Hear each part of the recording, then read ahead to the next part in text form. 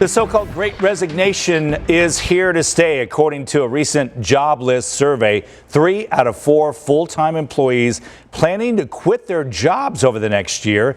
Nearly 80% think that they can make more money if they work somewhere else. So whether you're starting a new job or maybe asking for a raise from your current boss, there are some things you need to know when you start negotiating. So Susan is here with a preview of the latest 3 on Your Side podcast. Good morning. Scary conversation, right? Well, that jobless survey shows pay increases are common, but they're often not outpacing inflation, which is at about 7.5% right now.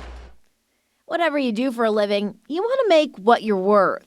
Salaries are so personal. Andres Lares is a managing partner at Shapiro Negotiations Institute. A lot of our research indicates that people are uncomfortable to negotiate because, as you two just talked about, if you push too hard, you may damage the relationship. But if you don't push hard enough, then you're leaving money on the table. So here are some things Lares says you shouldn't do during a negotiation. Don't make the first offer.